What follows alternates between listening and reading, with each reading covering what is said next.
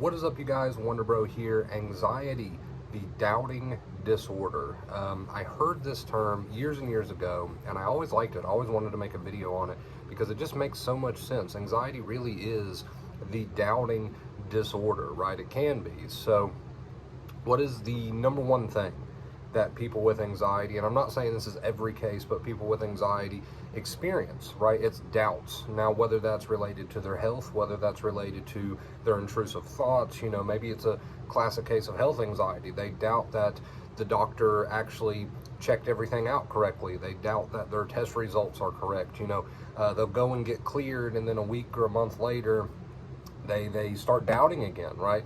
Did they miss something? And they stay locked in this cycle. Now, this can even apply to intrusive thoughts that are not related to health. This can apply to those intrusive thoughts that come up and, will I harm somebody? Will this happen? Could this happen? And people doubt. They doubt that they're safe. They doubt that this thing, whatever this thing may be, is not going to happen. You can give them evidence that it's not going to happen, but they still doubt that evidence, right? You can tell them you're just experiencing intrusive thoughts, but they doubt that, right? So now, of course, quick disclaimer, if you've not been cleared by a doctor, if you've not been checked out by a doctor, go get that done, right? If you have health anxiety, go get tested for whatever you want to get tested for. If you're worried about your thoughts or your feelings or your symptoms, go get checked out.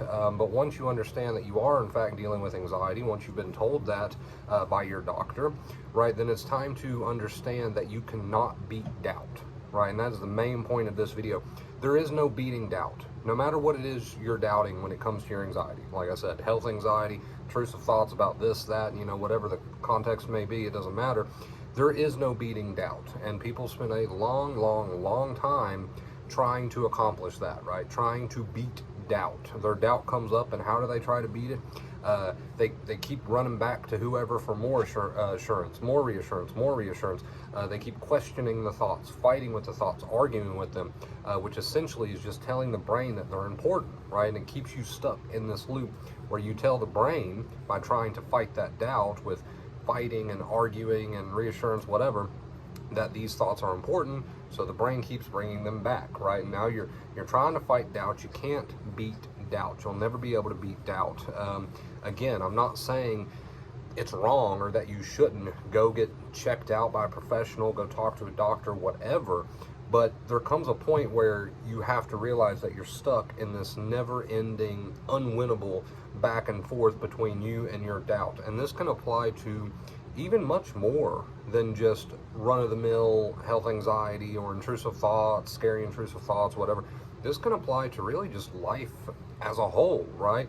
Understanding that the brain, due to the fact that it's built for our survival and not our happiness, right? The brain will always have a funny way of trying to give us doubt, right? And the more we try to fight that doubt, the more we try to just go back and forth with that doubt, it seems like it just never lets up, right? There's never enough reassurance. There's never enough assurance. So you kind of wait and you fight and you fight, and you just keep going back and forth, but you never feel ready to do whatever that thing is. You never feel ready to let go of those thoughts, to leave them alone, right?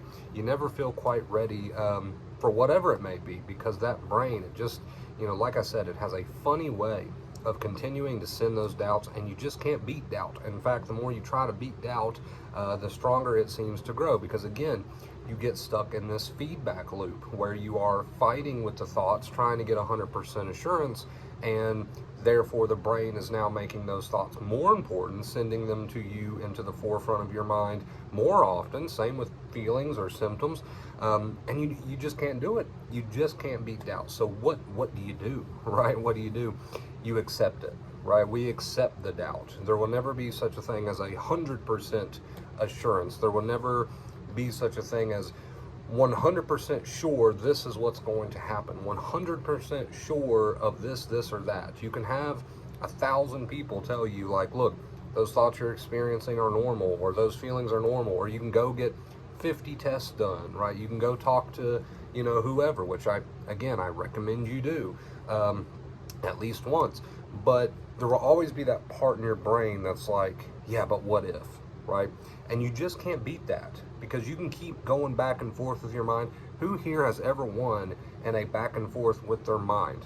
Giving the mind more attention does not lead to more answers. Giving the mind more attention does not lead to less doubt, it leads to more. Because although you have good intentions and you're trying to fight with it and argue with it, it just gets louder, because it's a lot like a barking dog. The more attention you give all of this mess up here, the louder it gets. It's that feedback loop. So you can't beat doubt, not in the typical way that you think, not by getting in there and fighting with it. You can only really beat doubt by accepting that it's just a part of being alive, right? By accepting that it's just a part of being human, and people who are affected by anxiety are especially suggestible when it comes to doubt. Believe me, I know, I understand, but you have to remember, right, when it comes to this doubt, you can't win it by getting in there and fighting with it, right? You have to accept that it's a normal part of the human experience.